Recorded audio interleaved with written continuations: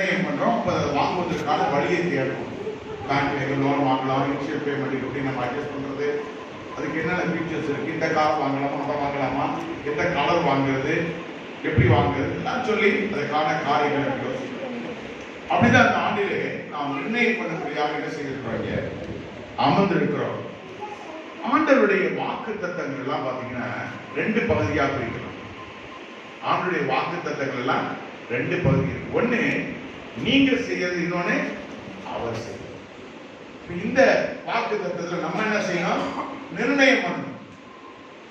செய்யறது யாரு, அவர். நீங்க ஒரு காரியத்தை நிர்ணயம் பண்ணினால் அது உங்களுக்கு நிலைவரப்படும். நிர்ணயம் பண்ற வேலை யாருக்கு கொடுத்திருக்கார், ஆண்டவர் உனக்கு கொடுத்திருக்கிறார். அதுதான் நாளுடைய பிரசங்கம். நல்லா கவனிங்க. அந்த நாளுடைய பிரசங்கம் என்ன, நாம் எப்படி ஒரு காரியத்தை நிர்ணயம் பண்ணுவது. நிர்ணயம் பண்றது நம்முடைய வேலை, அதை செயலாக்குவது யாருடைய வேலை, ஆண்டவருடைய வேலை. அது நிலைவரப்படும். அது மாத்திரமல்ல, அந்த பாதைகளின் வழிகளில் வெளிச்சம் பிரகாசிக்கும் என்று சொல்லலாம். ஒவ்வொரு வாக்கு தத்தத்தை பார்த்தீங்கன்னா ரெண்டு பகுதியாக பிரிக்கலாம். ஒரு எக்ஸாம்பிள் எடுத்துக்காட்டு, உபாகமம் 28ஆம் அதிகாரம் 14 வாசிக்கலாம். உபாகமம்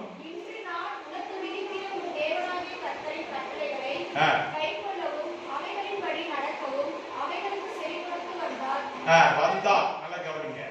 என்னடா முதல்ல திருப்பி வாசிமா, இன்றைக்கு நான் விதிக்கிற உன் தேவனாகிய கர்த்தருடைய கட்டளைகளை கை கொள்ளணும். சும்மா அதுபடி படிச்சுட்டு பிரசங்கம் பண்ணிட்டு போறது இல்லை. அதுபடி என்ன செய்யணும், கை கொள்ளணும். கை கொண்டு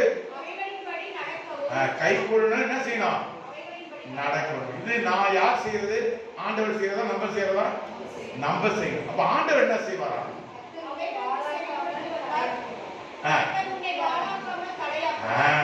எல்லாரும் என்ன எழுதி போடுவாங்க, அவர் உன்னை வாழாக்காமல் கீழாக்காமல், இது எல்லாரும் எழுதி போற பசங்க. இது அவர் செய்யறது, அவர் செய்யறது மட்டுமே எழுதி போடுறோம். நம்ம செய்யறது என்ன, அதான் முக்கியம். நம்ம ஒண்ணு செய்யறது ரொம்ப முக்கியம். நம்ம என்ன செய்யணும், அவரை கட்டளை எல்லாம் கை கொண்டு அதுக்கு கீழ்ப்படிந்து செவி கொடுக்கணும், அதுபடி நடக்கணும். நம்ம செஞ்சாதான் அவர் செய்வார். இன்னொரு காரியத்தை நான் பார்க்கலாம்.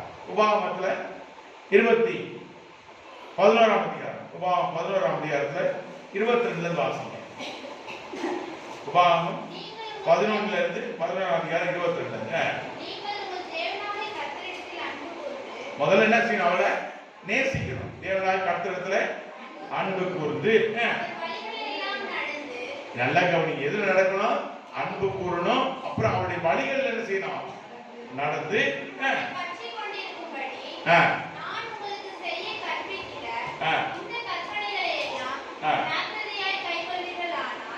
அப்படி ஆனால்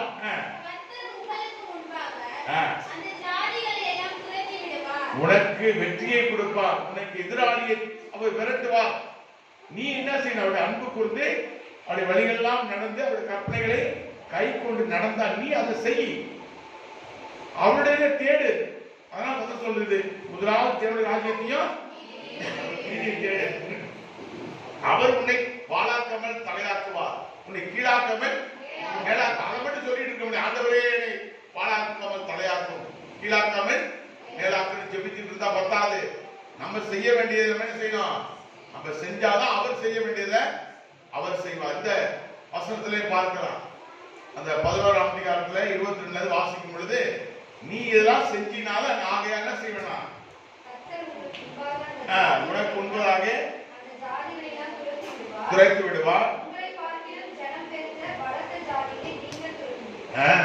எப்படிப்பட்ட ஜாதியை துரத்துவ, நீ வளர்த்த ஜாதியை கூட உன்னால தூணு ஊதி தள்ளிட முடியும். ஆண்டவர் சொல்ற, நீ ஊதி தள்ளுவான், நீ ஈஸியா ஊதி தள்ளிட்டு போயிடலாம். ஆனா நீ செய்ய வேண்டியதை நீ செய். அப்ப ஈஸியா எல்லாத்தையும் கத்த கொடுத்தார். அப்ப நம்ம ஆண்டவருடைய வாக்கு தத்தங்களை சுதந்திரிக்க வேண்டுமானால் நாம் செய்ய வேண்டியது நம்ம என்ன செய்யணும், இந்த வாக்கு தத்தத்தை என்ன சொல்றோம், என்ன பார்க்கிறோம், நாம் என்ன செய்யணும், ஒரு காரியத்தை சரியாக நிர்ணயம் பண்ணினால், அதை யோபிலே வாசிக்கிறோம்.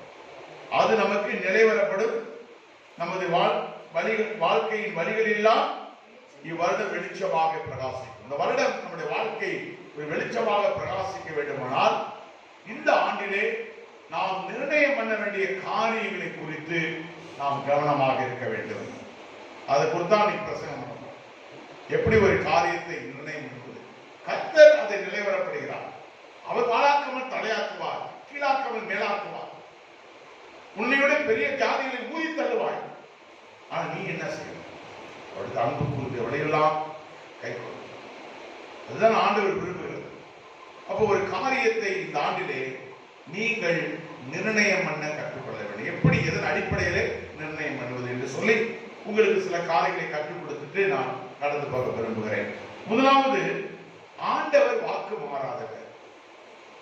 அவர் பொய் உரைக்கிற தேவன் அல்ல, அவர் வாக்கு மாறாதவர் என்பதை நீங்கள் அறிந்து கொள்ள வேண்டும். அதற்கு ஒரு 2-3 வசனங்களை காட்டிக் கொடுக்கிறேன். முதலாவது மல்கியா 3ஆம் அதிகாரம் 6ஆம் வசனம். நான் கர்த்தர், நான் மாறாதவர், ஆகையால் யாக்கோபின் புத்திரராகிய நீங்கள் நிர்மூலமாகுவதில்லை. ஆண்டவர் சொல்ற வாக்குத்தத்தம் பாருங்க. நான் கர்த்தர், நான் மாறாதவர், அதனால யாக்கோபின் புத்திரராகிய நீங்கள் நிர்மூலமாகவில்லை. அவர் கர்த்தர் மாறாதவராக இருக்கிறார். இந்த 2022ஆம் ஆண்டிலே நீ ஒரு நாள் நிர்மூலமாவதில்லை. இந்த உலகம் உன்னை பத்தி எப்படி நினைக்கலாம், இந்த சமூகம் நினைக்கலாம், உன் விரோதி நினைக்கலாம். ஆனால் கர்த்தர் உன்னோடு கூட இருக்கிறார். நீ ஒரு நாள் என்ன செய்யப்படல, நிர்மூலமாகுவதில்லை. காரணம், நீ ஆராதிக்கிற கர்த்தர் மாறாதவர். ஆமென் சொல்லுங்க. நீ ஆராதிக்கிற கர்த்தர் மாறாதவர். சொல்ற, நான் மாறாதவர், நீ நிர்மூலமாக மாட்டேன்னு சொல்லி ஆண்டவர் உங்களுக்கு வாக்குத்தத்தம் கொடுக்கிறார். இரண்டாவது காரியம், எபிரேயர் 13ஆம் அதிகாரம் 8ஆம் வசனத்துல பாருங்க. நமக்கு தெரிஞ்ச வசனம் தான். இயேசு கிறிஸ்து நேற்றும் என்றும் என்றும் அவர் மாறாதவர்.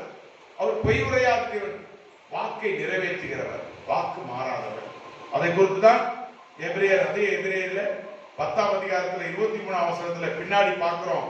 வாக்கு தத்தம் பண்ணினவர் உண்மையுள்ளவராக இருக்கிறார். நல்லா கவனிங்க. நீ ஆராதிக்கிற தேவன் இந்த 2022ஆம் ஆண்டு முழுவதும் அவர் மாறாதவராக இருக்கிறார். உனக்கான ஆசீர்வாதங்களை, உன்னுடைய வாழ்வினுடைய சித்தத்தை அவர் நிறைவேற்றுகிறவராக இருக்கிறார். அவர் மாறாதவர், வாக்கு மாறாதவர், வாக்கு தத்தத்தில் உண்மை உள்ளவராக இருக்கிறார். அதனால நீங்க திடமனதோடு இருங்க.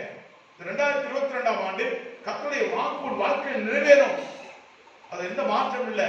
கர்த்தர் அவருடைய பங்கை சரியாய் செய்கிறவர், நேர்த்தியாய் செய்கிறவர், அழகாய் செய்கிறார். ஆனால் நாம் எப்படிப்பட்ட ஒரு காரியத்தை நிர்ணயம் செய்ய வேண்டும்? நாம் வாக்கு தத்தங்களை சோதரிப்பதற்கு நாம் எப்படிப்பட்ட நிர்ணயத்தை செய்ய வேண்டும் என்று தேவன் விரும்புகிறார் என்பதை முதலாவது எபிரேயர், நல்ல ஒரு வசனம், ரொம்ப அருமையான ஒரு வசனம். எபிரேயர் 10ஆம் அதிகாரம், எபிரேயர் 10ஆம் அதிகாரத்துல 36ஆம் வசனத்தை வாசிக்கலாம். எபிரேயர் 10:36. நல்லா கவனிக்கணும், நல்லா கவனிக்க எல்லாரும். நீங்க வாக்கு தத்தத்தை சுதந்திரிக்கணும்னா நீங்க நிர்ணயம் பண்ற காரியம் எப்படி இருக்கும்னா, நீங்கள் தேவனுடைய சித்தத்தின்படி செய்து. அப்ப நம்முடைய வாழ்வினுடைய எல்லா கட்டத்திலும் நாம் எதை நிர்ணயம் பண்ணுகிறோமோ அது எதன் அடிப்படையில் இருக்க வேண்டும்? தேவனுடைய சித்தத்தின்படி. அதான் போறார், நீங்கள் தேவனுடைய சித்தத்தின்படி செய்து வாக்கு தத்தம் பண்ணப்பட்டவைகளை பெரும்படிக்கு. நல்லா கவனிங்க, நல்லா கவனிங்க. வாக்கு தத்தத்தை பெரும்படிக்கு நீங்க என்ன செய்யணும்? பொறுமையா இருக்கணும். அதுக்கு முன்னாடி என்ன போட்டிருக்கு? தேவனுடைய சித்தத்தின்படி செய்து.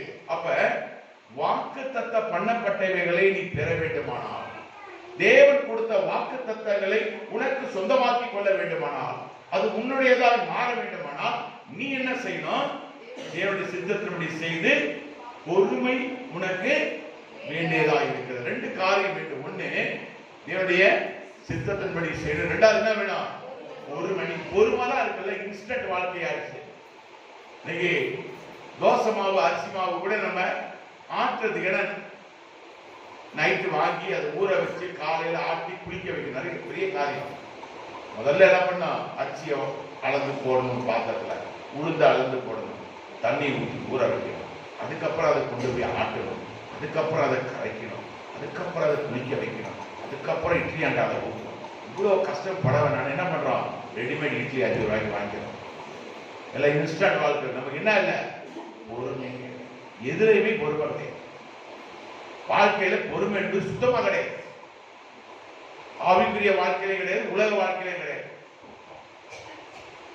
அதனால ஆண்டவர் சொல்றார், நீ வாக்குத்தத்தத்தை பெறும்படி உனக்கு என்ன இருக்கணும்?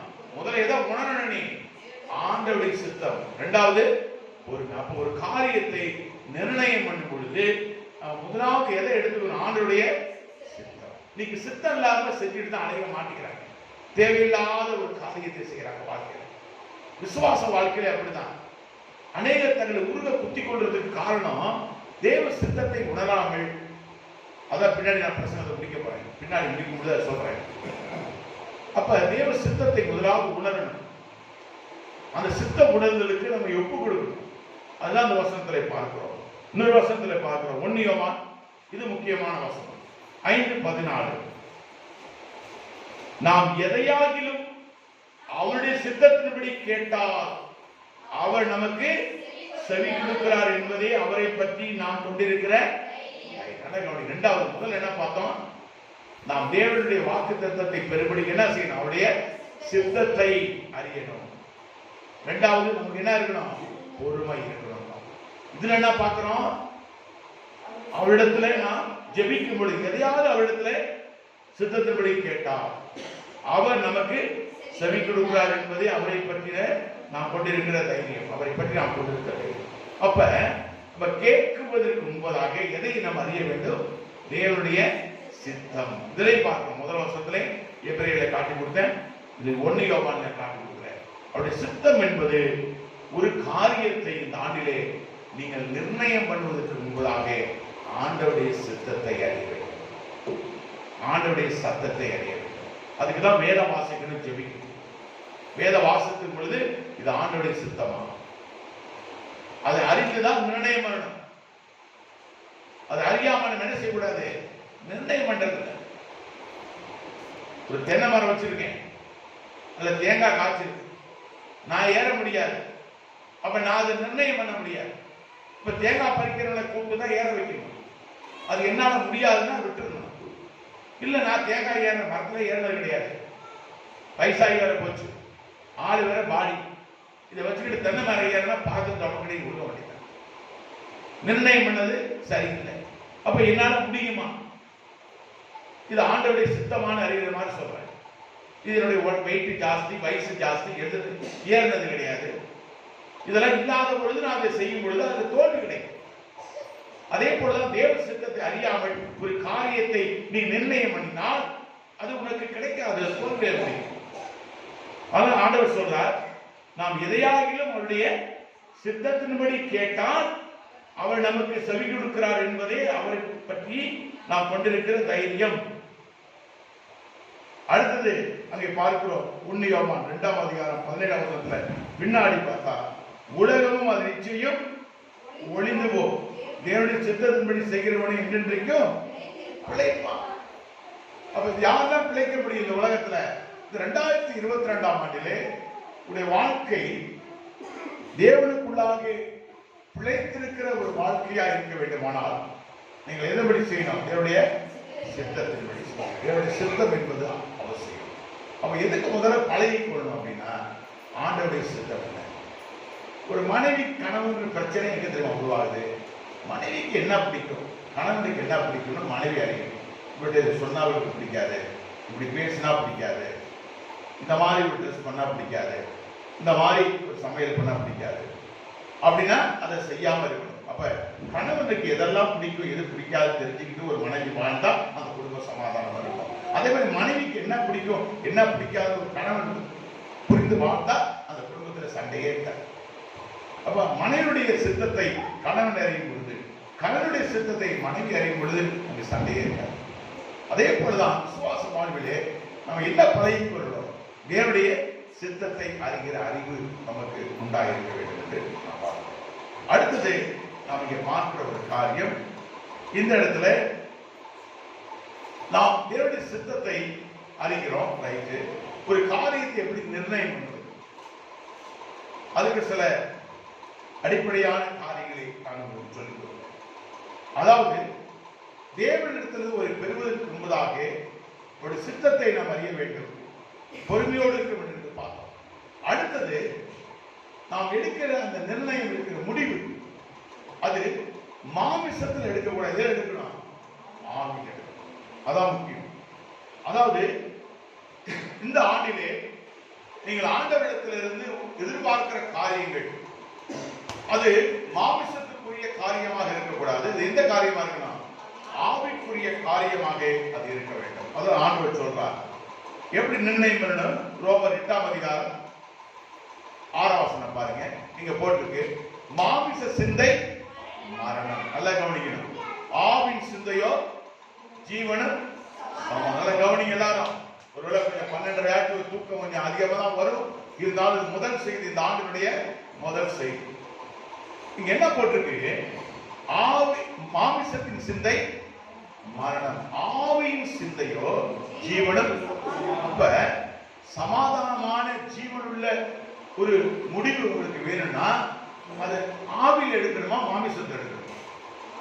மாமிசம் என்பது நமக்குள்ளே இருக்கிறது, ஆவி என்பது நமக்குள்ளே இருக்கிறது.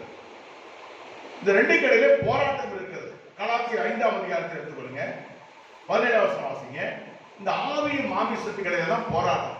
இந்த மாமிசத்தின் சிந்தைய நம்ம எடுத்துட்டோம்னு வச்சுக்கோங்க, அப்ப நம்ம தோல்வியிலே முடிவடைகிறவர்களாக நாம் மாற்றப்படுகிறோம். ஆவின் சிந்தையை கற்றுக்கொள்ள வேண்டும். வாசிக்கலாம். கலாத்தியர் 5:17. நல்லா கவனிக்கணும். மாமிசம் ஆவிக்கு விரோதமாகவும் இச்சிக்கிறது. நல்லா கவனிக்கணும். ஆவி மாமிசத்துக்கும் மாமிச ஆவிக்கு விரோதமாக இருக்கிறது. அதனாலதான் ரோமர்ல வாசிக்கிறோம், மாமிச சிந்தை மரணம், ஆவின் சிந்தையோ. அப்ப நமக்குள்ள ரெண்டு சிந்தை இருக்கு. ஒரு சிந்தை என்ன? மாமிச சிந்தை, இன்னொன்னு ஆவின் சிந்தை. அப்ப இந்த ஆவின் சிந்தையை நாம் கற்றுக்கொள்ள வேண்டும். ஏன்னா இந்த மாமிச சிந்தையும் ஆவி சிந்தையும் ஒன்றோடு எப்படி இருக்கு? விரோதமா இருக்கிறது. கலாத்தியர் 5ஆம் அதிகாரம் 16ஆம் வசனம் வாசிங்க. பின்பு நான் சொல்கிறேன் என்னவெனில், ஆவிக்கேற்றபடி நடந்து கொள்ளுங்கள். நல்லா கவனிங்க. அப்ப எதுபடி நடக்கணும்? நம்ம ஆவின்படி நடந்து கொண்டால் எதை நிறைவேற்ற மாட்டோம்? மாமிச இச்சைகளை. இந்த மாமிச இச்சை தான் இன்னைக்கு காரணமே. இன்னைக்கு அநேக கிறிஸ்தவர்கள் வாழ்க்கையில பாருங்க, பாலியல் பலாத்காரம், அநேக இடங்களில் கற்பழிப்பு, ஆலயத்தில் கற்பழிப்பு. காரணம் மாமிசத்தினுடைய இச்சை. அநேக இடங்களில் கொள்ளடிக்கிறாங்க, பொருளாசை, மாமிச இச்சை, பணாசை. இன்னைக்கு ஆலயங்களில் அதுதான் இருக்கு. ஆலயம் ஆவியிலே நடத்தப்படாதபடிக்கு மாமிசத்தில் நடத்தப்படுகிறது ஆலயம். அதனால ஆலயத்தில் சண்டைகள், போட்டி, பொறாமைகள், ஜாதி வெறிகள் எல்லாமே காரணம் மாமிசத்தின்படி நடக்கிற ஆலயங்கள். ஆவியின்படி நடக்கிற வாழ்க்கை வேண்டும். அதனால சொல்லுவாங்க, நான் அடிக்கடி பிரசங்கம் சொல்லுவேன், உங்களுடைய ஆவிக்குரிய வாழ்க்கை எப்படி இருக்கு? இங்கிலீஷ்ல கேட்ட ஸ்பிரிச்சுவல் லைஃப் எப்படி இருக்கு? ஏன் அப்படின்னா என்ன அர்த்தம் அப்படின்னா, உங்களுக்குள்ள ரெண்டு மனுஷன் இருக்காங்க, அதுல மாமிசத்தின் மனுஷன் உங்களை நடத்துறாங்கன்னா ஆவியினுடைய தன்மை நடத்துதா? அப்ப ஆவிக்குரிய வாழ்க்கை எப்படி இருக்கு கேட்டாங்கன்னா, இல்ல உங்களை பார்த்தா நீங்க கேட்டுக்கலாம், என்னுடைய ஆவிக்குரிய வாழ்க்கை எப்படி இருக்கு அப்படின்னா, இன்னைக்கு 24 மணி நேரம், இந்த 2022ஆம் ஆண்டிலே ஒவ்வொரு நாளும் இங்க கேளுங்க, உங்களுடைய வாழ்க்கையை கேளுங்க. ராத்திரி 10 மணிக்கு தூங்குறதுக்கு முன்னாடி உங்களே நீங்க கேளுங்க, இந்த நாளிலே என்னுடைய வாழ்க்கை ஆவின் அடிப்படையில் இருந்ததா மாமிசத்தின் அடிப்படையில் இருந்ததா? மாமிசத்துடைய ஆசைகளுக்கு விருப்பங்களுக்கு இடம் கொடுத்தனா ஆவின்படி நான் வாழ்ந்தேனா? எபேசியர்ல சொல்லப்பட்டிருக்கோம், முன்காலத்திலே மனசு மாமிசமும் விரும்பினபடி வாழ்ந்தீர்கள் என்று சொல்லப்பட்டது. அது பழைய வாழ்வு. இயேசுவை அறியாத பொழுது, பரிசுத்த ஆவியாரை அறியாத பொழுது, கல்வாரியை அறியாத பொழுது வாழ்ந்த வாழ்வுதான் மாமிசமும் மனசு விரும்பினபடி வாழ்கிற வாழ்வு. ஆனால் ஆவிக்குரிய வாழ்வு அப்படி அல்ல. அதனால வேதம் சொல்லியிருக்கிறது, மாமிச சிந்தை என்னது? மரணம். உன்னுடைய மாமிசத்தின்படி நீ வாழ்வாயானால் உன் வாழ்க்கை தோல்வியில் முடியும். ஆவியின்படி வாழ கத்துக்கொள். அப்படிப்பட்ட சிந்தைக்கு உன்னை ஒப்புக்கொடு என்று வேதம் சொல்லியிருக்கிறது. மாமிச சிந்தை மரணம், ஆவியின் சிந்தை எப்படி? ஜீவனும். அப்ப நம்முடைய 2022ஆம் ஆண்டினுடைய வாழ்விலே நாம் நிர்ணயம் பண்ண வேண்டியது சரியாக இருக்க வேண்டும். இன்றைய வாக்குத்தத்தம் என்ன? யோபு 22:28. நீங்கள் ஒரு காரியத்தை நிர்ணயம் பண்ணினால், அப்ப எப்படி நிர்ணயம் பண்ணணும்னு கத்து கொடுக்குறேன். அதாவது நாளுடைய முதல் பிரசங்கம் வாக்குத்தத்தம் நிர்ணயம் பண்ணினால் எப்படி நிர்ணயம் பண்றது? அதற்கு 2 மனுஷனை காட்டி கொடுக்குறேன் பைபிள்ல. ஒரு மனுஷன் இயேசுகிட்ட வரான். மத்தேயு 19ஆம் அதிகாரம். இயேசுகிட்ட என்ன கேட்கிறான்னு பார்ப்போம். எடுத்துங்க, மத்தேயு 19ஆம் அதிகாரம். அதுல ஒரு மனுஷன் வரான். வந்து என்ன கேட்கிறான்னா 16ஆம் வசனம் வாசித்தா அது புரியும்.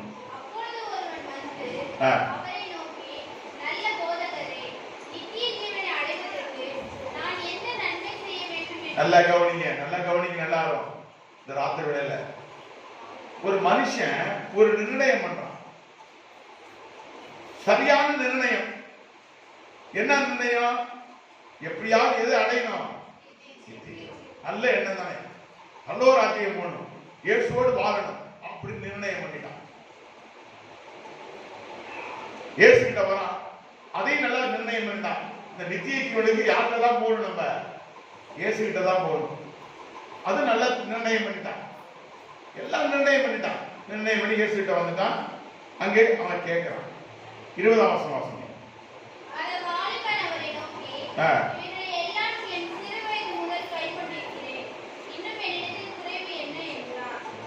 22ஆம் வசனம்.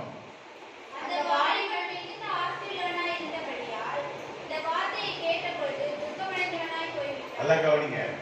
இவனுக்கு என்னன்னா ஆரம்பத்துல முடிவு எடுக்கிறான், நித்திய ஜீவனை அடையணும் முடிவு எடுக்கிறான். வழி தெரிஞ்சிச்சு, இயேசுதான் வழின்னு. ஆனா ஆண்டவர் சொல்றார், நீ உன்னுடைய வித்து தரித்திரருக்கு கொடுத்து விட்டு அதை பின்பற்றி வாங்க. இப்ப அவனால முடியும். இப்ப அந்த நிர்ணயம் தோல்வி முடிந்தது. நல்லா கவனிங்க. இந்த 22ஆம் ஆண்டிலே நீங்கள் செய்கிற நிர்ணயம் நிலைத்திருக்க வேண்டும். இந்த வாலிபன் ஒன்றை நிர்ணயித்திருந்தான், நித்திய ஜீவனை அடைய வேண்டும் என்று நிர்ணயித்திருந்தான். அதிலே இயேசுண்டை வந்தான். அது உண்மைதான். நீங்கள் இன்னைக்கு இயேசுண்டை தான் வந்திருக்கீங்க. நீங்கள் இயேசுவை அறிந்தவர்கள், வேதாகம் வைத்திருக்கிறீர்கள், பாடல் புத்தகம் வைத்திருக்கிறீர்கள், ஆராதனைக்கு வருகிறீர்கள். ஆனால் நீங்கள் நிர்ணயம் பண்ண காரியங்கள் நிலை பெற வேண்டுமானால், இங்கே அவன் ஏன் அந்த காரியத்தில் விட்டு பின்வாங்கினானா? அவனுக்கு மிகுந்த ஆஸ்தி இருந்தது. அதான் போட்டிருக்கு 22ஆம் வசனம். அந்த வாலிபன் மிகுந்த ஆஸ்தி உள்ளவனா இருந்தபடியால். அப்படின்னு என்ன அர்த்தம்? கவனிக்க. அவன் எது மேல நம்பிக்கை வைத்திருந்தான்? நித்திய ஜீவனை பெறுவதற்கு ஆசை இருந்தது. ஆனால் அவனுடைய ஆசை எல்லாம் இருந்தது ஆஸ்தியின் மேல், மாமிசத்தின் மேல் இருந்தது. மிகுந்த ஆஸ்தி இருந்தபடினாலே அவன் என்ன செஞ்சான்? அந்த வார்த்தை கேட்ட பொழுது துக்கம் அடைந்தான், போய்விட்டான். அப்ப நிர்ணயம் பண்ண காரியம் நல்ல காரியம் தான், இல்லைன்னு சொல்லல. ஆனால் அவனால என்ன செய்ய முடியல, அடைய முடியல, நிறைவேற பண்ண முடியல. காரணம் அவனுடைய மாமிசம் அவனுக்கு தடையா இருந்தது. உங்களுக்கு புரியும்? எப்படி ஆவிக்குரிய வாழ்க்கையில ஒரு மனிதன் ஒரு காரியத்தை நிர்ணயிக்கிறான், ஆனா அவருடைய மாமிசம் அதை இழக்க செய்கிறது. அதான் கலாத்திய சபைக்கு பவுல் எழுதுவார், ஆவியிலே ஆரம்பித்த நீங்கள் எப்படி முடிகிறீங்க? மாமிசத்தில் முடிகிறீங்க. அதுதான் இந்த மனுஷன். கலாத்திய சபைக்கு பவுல் எழுதும்போது சொல்லுவார், நல்ல கலாத்தியர் சொல்ல மாட்டேன், என்ன சொல்லுவாரு? புத்தி இல்லாத கலாத்தியர். நீங்கள் இத்தனை மூடர்களா முட்டாள்களான்னு கேட்பார். கடைசியில நீங்க எதுல ஆரம்பிச்சீங்க? ஆவியில ஆரம்பிச்சிருக்கீங்க, ஆனா எதுல முடிஞ்சிட்டீங்க? மாமிசம். அப்ப நீங்க நிர்ணயித்த காரியங்களை விட்டு விட்டீர்கள். உங்களுக்கு பொறுமை இல்லை. அதான் முன்னே சொன்னேன், ஆண்டவருடைய சித்தத்தை அறிந்து காரியங்களை நிர்ணயிக்க வேண்டும். இரண்டாவது, ஆவியிலே நிர்ணயிக்க வேண்டும். மாமிசத்துல நிர்ணயிப்பதை நாம் விட வேண்டும் என்று இரண்டாவது ஒரு மனுஷன் வர, அது கத்து கொடுக்க. இரண்டாவது ஒரு தீர்மானம். இந்த தீர்மானம் எங்கிருந்து வருதுன்னா லூக்கா 12ஆம் அதிகாரம். இங்க ஒரு மனுஷன் இயேசு கிட்ட வர, அதே மாதிரிதான் தான் இழந்து போக வேண்டியதை பெற்றுக்கொள்ள வருகிறான். லூக்கா 12ஆம் அதிகாரம் 13ஆம் வசனம் வாசிக்கலாம். ஜனக்கூடத்தில் ஒருவர் நோக்கி, போதகரே,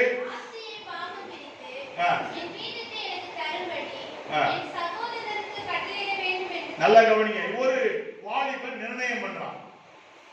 என்ன கத்து கொடுத்துட்டு இருக்கேன் உங்களுக்கு, எப்படி நம்ம ஒரு காரியத்தை இந்த 2022ஆம் ஆண்டிலே நிர்ணயம் பண்றது. ஏன்னா வாக்குத்தத்தம் எத்தனை பாகமா இருக்கு? 2 பாகம். ஒண்ணு நம்ம செய்யறது, இன்னொன்னு அவர் செய்யறது. அவர் செஞ்சிருவார், வாக்கு மாறுறது. நம்ம செய்யறத ஒழுங்கா செய்யணும். அதுக்குதான் கற்றுக் கொடுக்கிற ஒரு பாடம் தான் இந்த ராத்திரியுடைய முதல் பிரசங்கம். எப்படி நிர்ணயம் பண்றது. இங்க ஒரு வாலியை நிர்ணயம் பண்றான். என்ன பண்றான்? தனக்கு ஒரு சொத்து, வர வேண்டிய சொத்து, அப்பாவுடைய சொத்து. ஒரு பையன் மட்டும் வச்சிருக்கான், எனக்கு பிரிச்சு கொடுக்க மாட்டான். அப்பாவுடைய சொத்து 2 பிள்ளைக்கு உண்டு. ஒரு பிள்ளைய வச்சுட்டு இருக்கு, இன்னொரு பிள்ளைக்கு தர மாட்டேங்குது. இதை கேட்டா நீங்கள் நானும் அநியாயம் சொல்றோம். அது எப்படி அப்பாவை சொத்து 2 பேருக்கு கணக்கு, 2 பையனுக்கு கணக்கு, எப்படி ஒரு பையன் மட்டும் வச்சிருக்கு? இந்த பையன் என்ன பண்றான் யோசிக்கிறான். இது எங்கடா அதை கொண்டு போற இந்த வழக்கு அப்படின்னு பார்த்தான். அவன் பார்த்தான் இயேசுகிட்டயே கொண்டு போய் இது நிர்ணயம் பண்றான். நல்லதுதான். இந்த உலக வாழ்விலே எல்லாரும் சொல்லுவாங்க, இயேசு சொன்னார்னா அண்ணங்காரன் கேட்பான் அப்படின்னு அவருக்கு ஒரு எண்ணம். இவன் போய் கேட்கிறான். இவன் நிர்ணயம் பண்ணது சரியா சரியில்லையான்னு நான் சொல்றேன். இவன் உலகத்துல ஒரு சொத்தை இழக்க போறான். அண்ணங்காரன் இவன் சொத்தை எடுத்துக்கிட்டான், அதனால இழந்துட்டான். அதை திரும்பி பெறுவதற்கு முயற்சிக்கிறான். அதுக்கு ஏசப்பா கிட்ட வரான். இன்னைக்கு நம்முடைய வாழ்க்கையில் அநேக இழப்புகளுக்கு ஆண்டவர் நோக்கி வருகிறார். ஆண்டவருடைய பதில் என்ன? அதான் முக்கியம்.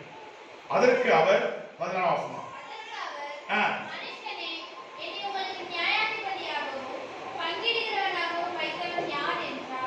பின்பு அவர் நோக்கி,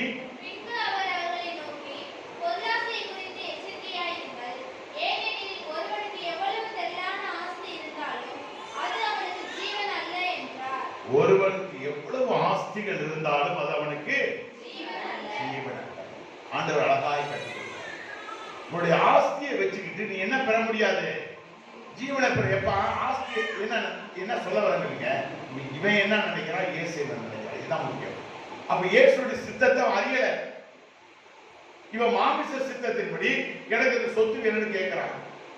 ஏசப்பா என்ன சொல்றாரு? அப்பா, இந்த சொத்தை நான் உனக்கு கொடுத்தாலும் அது உனக்கு என்ன அல்ல, அது உனக்கு ஒருவனுக்கு எவ்வளவு திரளான ஆஸ்தி இருந்தாலும் அது அவனுக்கு சொல்லிட்டு தான் பிரசங்கிக்கும் பொழுது சொல்றா. 29ஆம் வசனத்துல, அதே அதிகாரத்துல 29ஆம் வசனத்துல, ஆகையா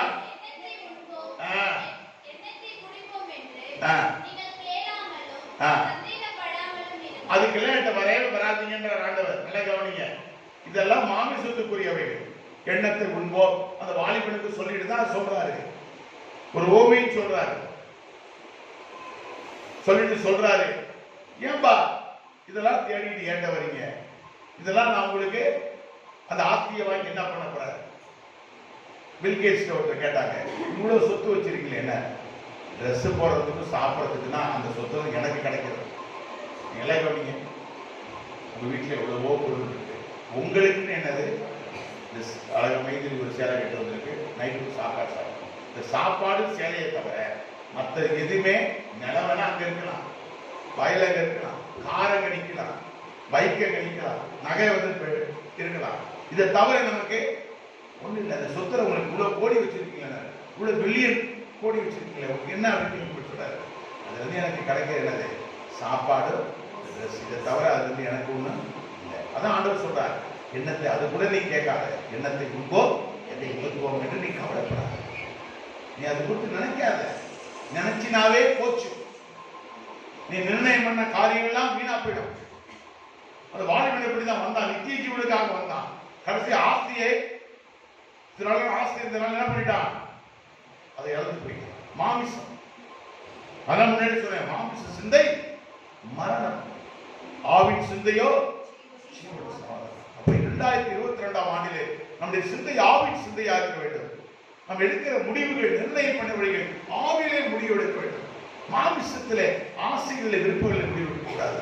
இந்த வாலிபன் அப்படிதான் இயேசுவிட்ட வந்து சவுலுக்கு சொத்தை பிரிச்சு கொடுன்னு கேட்டான். ஆண்டவர் சொல்றார், திரளான ஆஸ்தி ஆஸ்தி உனக்கு இருந்தாலும் முழுசு வாங்கி கொடுத்தாலும் அது உனக்கு ஜீவன் அல்ல. நீ ஆண்டவரிடத்துல எதை கேட்கணும்னு உனக்கு தெரியல, உனக்கு எதை நிர்ணயம் பண்ண, நான் உனக்கு ஜீவனை கொடுக்க வந்திருக்கிறேன், புதிய ஜீவனப்பா, அது உன் ஆஸ்திக்கு ஈடு இணையல்ல, அதை அறியாமலுக்கு கேட்கிற, அதை நீ அறிந்து கொள், நீ நிர்ணயம் பண்ணுவதை அறிந்து கொள் என்று அங்கே கேட்கப்பட்டதை பார்க்க. அருமையான தேவனுடைய பிள்ளைகளே, ஆண்டவர் சொல்றார், எண்ணத்தை முன்போ அதை உணர்த்துவோம் என்று சந்தேகப்படாமல் நீங்கள் கேளாமல் இருக்கின்றார். அதெல்லாம் கேட்கவே கேட்காதீங்கன்றார். அப்ப நீங்கள் நான் இந்த உலக வாழ்வின் காரியங்களை நிர்ணயிக்க கூடாது, அதை கேளாமலும் சந்தேகிக்காமல் இருக்க. அடுத்தது சொல்றது, இவைகள்லாம் உலகத்தார் கேடுகள். நீங்கள் நிர்ணயம் பண்ணாதீங்க, இந்த உலக காரியங்களை நிர்ணயம் பண்ணாதீங்க, அதை தேடாதீங்க, அதை கேளாதீங்க, அதை குறித்து சந்தேகமும் படாதீங்க, அது உங்களுக்கு தேவையில்லை.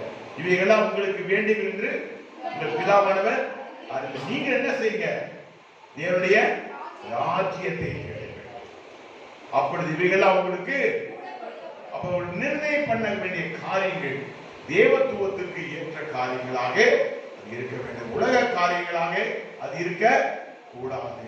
அப்ப நீங்க இந்த ஆண்டிலே நிர்ணயிக்கிற காரியங்கள் தேவனுக்கு ஏற்றவைகளாக இருக்க வேண்டும். முதலாவது ஒரு மனுஷனை பார்த்தேன், தானியேல் புத்தகத்தை எடுத்து அவனுக்கு ஒரு தீர்மானத்தை ராத்திரி வேளையில, இன்னைக்குதான் 2022 ஜனவரி மாதம் 1 தேதி ராத்திரி 12:30. இப்ப நீங்க அறிந்து கொள்ள வேண்டியது என்ன, தானியேல் ஒரு தீர்மானம் எடுத்தான். என்ன தீர்மானம் பாருங்க, தானியேல் 1 அதிகாரம் 8 வசனம். நம்ம திங்கிறது கிடையாது, ராஜா அரண்மனையில் இருக்கிற போஜனங்கள் எப்படி இருக்கும், எல்லா பதார்த்தங்களும் அப்படி இருக்கும். அந்த பதார்த்தங்களினாலும்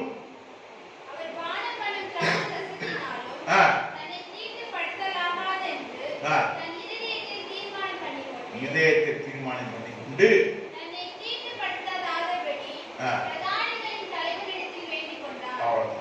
நான் தீட்டுப்படுகிறதான் இந்த போஜனம், அந்த உலக வாழ்க்கை என்னை தீட்டுப்படுத்திடக்கூடாது. நான் தேவனுக்காக பிரித்தெடுக்கப்பட்டவன், தேவனாளுக்காக அழைக்கப்பட்டவன், நான் தேவனுக்காக அழைக்கப்பட்டவனாக இருக்கிறேன்னா இந்த உலகத்துல எந்த ஒரு பொருளினாலும், எந்த ஒரு ஆஸ்தியினாலும், எந்த ஒரு காரியத்தினாலும் நான் என்ன செய்த கூடாது, தீட்டுப்படக்கூடாது என்று என்ன சொன்னான். அவன் என்ன பண்ணா, தீர்மானம் எடுக்கிறான். இந்த ராத்திரிகளில் அருமையான தேவனுடைய பிள்ளைகளே, நீங்களும் நானும் கூட ஒரு தானியேலை போல தீர்மானம் எடுக்க வேண்டும். நம்முடைய நிர்ணயம் பண்ண வேண்டிய காரியங்கள். அப்ப என்ன போட்டிருக்கேன், உங்கள் வழிகள் எல்லாம் வெளிச்சம் பிரகாசிக்கும். அப்பதான் உங்கள் வழிகள் என்ன பண்ண வெளிச்சம் பிரகாசிக்கணும். தானியேல் போல ஒரு தீர்மானம் எடுங்க. அதனாலதான் சிங்க கெபிக்கு அவனை ஆண்டவர் என்ன செய்தார், தப்பிவித்தார். ஆமென் சொல்லுங்க. சிங்க கெபிக்கு தானியேல் தப்பிவித்ததனுடைய ரகசியம் என்ன, அவன் எடுத்த தீர்மானம். அந்த தீர்மானம் மாமிசத்துக்குரியதல்ல, ராஜாவினுடைய அந்த பதார்த்தங்களினாலே, போஜனத்தினாலே, அந்த பானங்களினாலே தன்னை தீட்டுப்படுத்த கூடாது என்பதை அவன் தீர்மானித்திருந்தான், நிர்ணயித்திருந்தான். அதனாலே அவனுடைய வாழ்க்கையிலே பாருங்க, தானியேல் எல்லாவற்றிலும் மேலாக பிரதானியாக உயர்த்தப்பட்டார். சிங்க கெபியிலும் ஆண்டவர் அவனோடு கூட இருந்தார். ஆமென். அந்த தீர்மானம் நமக்கு அவசியம், அந்த நிர்ணயம் பண்ணுகிற வாழ்க்கை நமக்கு அவசியம். அடுத்ததாக ஒரு மனுஷனை பார்க்கிறோம், சகை ஒரு தீர்மானம். சகையுடைய பழைய வாழ்க்கை ஆஸ்தி அந்தஸ்து நிறைந்த வாழ்க்கை. ஆனால் அவன் இயேசுவோடு வந்த பொழுது, நல்ல கவனிங்க, இயேசுவுக்கு பின் இயேசுவுக்கு முன். அப்ப இயேசுவுக்கு முன்னான சகையும், இயேசுவை அறிவதற்கு முன்பதான சகையும், இயேசுவை அறிந்த பிறகு சகையும். இயேசுவுக்கு முன்பதாக அவன் செல்வங்களை பெற்றிருந்து அவன் செல்வ சீமானாக வாழ்ந்தான். அவன் இயேசுவாலே சந்திக்கப்பட்ட பொழுது, இயேசு அவனை கண்டு அவனை அழைத்த பொழுது அவன் வாழ்க்கையினுடைய தீர்மானம் மாறியது. அது வரைக்கும் வாங்கி வாங்கி வீட்டுல குமிச்சுக்கிட்டு இருந்தான். மற்றவர்கள் மேலே அவனுக்கு கரிசனை இல்ல, அன்பு இல்ல, இரக்கம் இல்ல, பணாசையும் பொருளாசையும் அவனுக்குள்ளே இருந்தது. இயேசுவாலே அவன் சந்திக்கப்பட்ட பொழுது அவருடைய வாழ்க்கையின் தீர்மானம் மாறியது. வாசிக்கலாம், லூக்கா 19 அதிகாரம் 8 வசனம். சீக்கிரம் வாசிங்க. சகை நின்று, நல்லா கவனிக்கணும், சகைவு நின்று ஒரு தீர்மானத்தோடு நின்றான். ஒரு தீர்மானத்தோடு இயேசுவோடு நடந்து கொண்ட சகையு நின்றான். என்ன சொல்றான் பாருங்க, கர்த்தரை நோக்கி ஆண்டவரே என் ஆஸ்திகளின் பாதியை ஹalleluya சொல்லுகிறார். அதாவது ஒரு கிறிஸ்துவாலே ஒரு மனிதன் சந்திக்கப்படும் பொழுது அவருடைய தீர்மானம் மாறும். அது வரைக்கும் ஒரு தீர்மானம் என்ன, மாமிசம் பொருளை வாங்கி வாங்கி வீட்டுல கொட்டிக்கிறது, டாக்டர் டெபாசிட்டை உயர்த்துறது. இயேசுவாலே அவன் சந்திக்கப்பட்ட பொழுது அவர் தீர்மானம் மாறியது. மாமிசத்துக்கு தீர்மானம் அல்ல, இயேசு கிறிஸ்துவினாலே பெறப்பட்ட ஆவியின் தீர்மானத்துக்குள்ளாக சகைவு வந்தான். தன் ஆஸ்திகளில் பாதி விற்று கொடுப்பேன் சொன்னான். அதுதான் தீர்மானம். அவனுடைய வாழ்க்கை ஆண்டவர் சொன்ன உடனே என்ன சொல்றாரு பாருங்க, இந்த வீட்டுக்கு சந்தோஷம் வந்தது, விடுதலை வந்தது. அந்த வீட்டில் இருக்க இருள் போயிட்டு என்ன வந்துச்சு, நிலைவரப்படும். நீ தீர்மானம் பண்ணும் பொழுது, சரியாய் பண்ணும் பொழுது உனக்கு அது நிலைவர பண்ணப்படும். உன் பாதைகள் எப்படி இருக்கும், வெளிச்சமாய். சகையுடைய வாழ்க்கை வெளிச்சமாய். அதே போலதான் ஆண்டவராய் இயேசு சொன்ன ஒரு ஓமை. ஒரு தகப்பனுக்கு 2 பிள்ளை இருந்தாங்க. இளைய பையன் எல்லா சொத்தையும் எடுத்துட்டு போய் எல்லாத்தையும் இழந்துட்டான். இழந்தவன் ஒரு தீர்மானம் பண்ணான். வாசிக்கலாம் லூக்கா 15:18 வசனம். லூக்கா 15:18. நான் எழுந்து, அங்கே பாருங்க, சகையை குறித்து பார்க்கும்போது சகையை நின்று பார்ப்போம். சகை நின்று இயேசுவை இவன் என்ன சொல்றான், எழுந்து. அது வரைக்கும் சாக்கடையில கிடந்தான், பன்றியோடு பன்றியாக கிடந்தான், நாரி போய் கிடந்தான். இப்போ தீர்மானம் எடுக்கிறான், எழுந்து என் தகப்பனுடைய வீட்டுக்கு போவேன். இன்றைக்கு ராத்திரி வேளையில அருமையான தேவனுடைய பிள்ளைகளே, நீங்களும் கூட ஒரு தீர்மானம் எடுக்க வேண்டும். அந்த இளைய மகனை போல இந்த ராத்திரி வேளையில, இந்த 2022 ஜனவரி 1ஆம் தேதி காலையில 12:50க்கு நான் முடிவெடுக்கிறேன். நான் எழுதுவேன். பழைய வாழ்க்கை, பன்றியோடு பன்றியாய் வாழ்ந்த அந்த வாழ்க்கை, உலகமாய் மாமிசத்துக்காய் வாழ்ந்த வாழ்க்கை, என் மனசு மாமிசமும் விரும்பி என் சொத்துக்களை எல்லாம் இழந்த என்னுடைய பழைய வாழ்வு மாறட்டும். இந்த ராத்திரி வேளையிலே ஒரு தீர்மானம் எடுக்க வேண்டும். இந்த சகைவு ஒரு தீர்மானம் எடுத்தான். இங்கே பார்க்கிறோம், இளைய மகன் ஒரு தீர்மானம் எடுக்கிறான், எழுந்து இங்கே போவேன். அழகான ஒரு பாடல், இங்கே நான் போவேன். வானத்துக்கோ பூமிக்கோ அழகான ஒரு பாடல் பாடு பிரசங்கம். ஆண்டவருடைய சமூகத்துக்கு போவேன். அவன் சொல்றான், என் தகப்பன் வீட்டுக்கு போவேன். தொடர்ந்து வாசிக்கிறான்.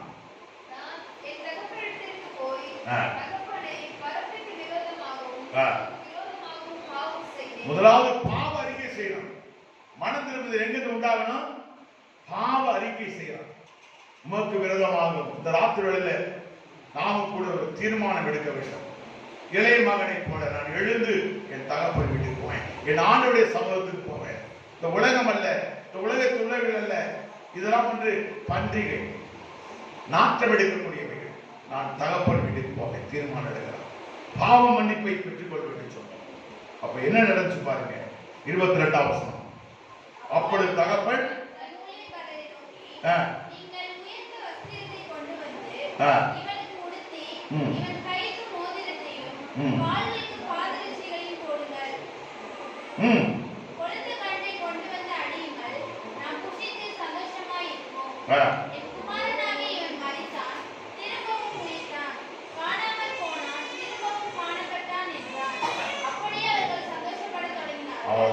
சந்தோஷம். நல்லா கவனிங்க, முடிக்கப்பட பிரசங்கத்தை.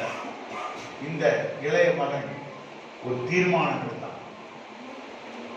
அது வரைக்கும் பண்டிகையோடு படுத்திருந்தான். இப்போ தீர்மானம் எடுத்தான், நான் எழுது தரப்படுத்த போவேன், என் பாவங்களை அறிக்கைப்பட்டன, அவரோட ஒப்புரவாவின்னு சொல்லிட்டு அவன் எடுத்த தீர்மானம் அவனுக்கு. இது வரைக்கும் மாமிசத்துல வாழ்ந்துகிட்டு இருந்தான்.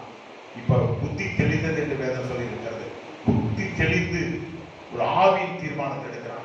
தரப்படுத்தல போவேன், பாவத்தை அறிக்கை பண்ணுவேன் அப்படின்னு சொல்லிட்டு வரான். அவன் பாவத்தை அறிக்கைட்டு ஒரு கடையிலே ஊழியரா வாழலான்னு வரான். ஆனா இங்க நடந்தது என்ன தெரியுமா, மனம் திருப்பது வரும் பொழுது அவருடைய வழிகளிலே வெளிச்சம் பிரகாசம். இது ஆண்டவருடைய வாக்கு. அவர் வாக்கு மாறாதவர். நீ வருவாயானால், நீ சரியானவரை நிர்ணயம் பண்ணுவாயானால்,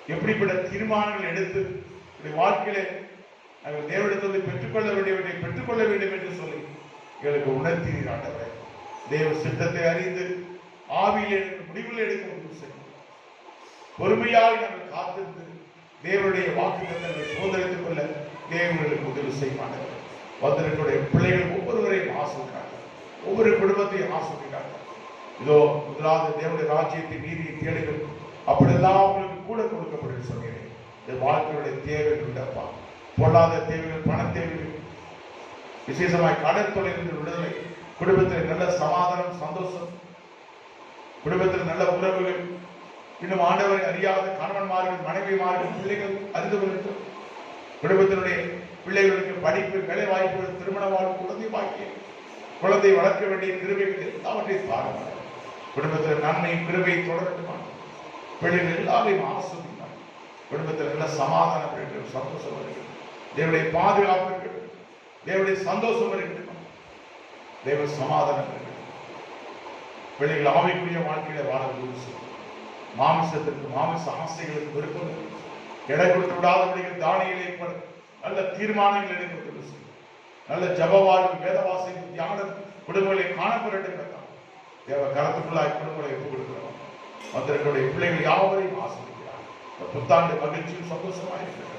தேவ கிருபையை சூட்டுவது இயேசு நாமத்தில் ஜெபிக்கிற நல்ல பிதாவே, ஆமென். ஆத்துமாவே கர்த்தரை ஸ்தோத்திரிங்க, என் முழுவதுமே கர்த்தரை ஸ்தோத்திரிங்க. ஆத்துமாவே கர்த்தரை ஸ்தோத்திரிங்க. கர்த்தர் செய்த சகல பாரங்களையும் மறவாதே. ஆமென். சமாதானத்தின் தேவன் தானே உங்களுக்கு சமாதானத்திலே உங்களை வழிநடத்துவார். ஆமென். திரும்பமாக புத்தாண்டு வாழ்த்துக்களையும் கர்த்தர்களை தொடர்ந்து வழிநடத்த அவருடைய ஆசீர்வாதம் தங்கி இருக்கும்படியாக உங்களுடைய வாழ்த்துக்கிறேன். ஆமென். உங்களுக்கு டீ அரேஞ்ச் பண்ணியிருக்காங்க. நீங்க எல்லாரும் டீ சாப்பிட்டு ஒருவரை வாழ்த்தி செல்ல இந்த கார்டு, ப்ராமிஸ் கார்டு கொடுப்பாங்க. இந்த 2000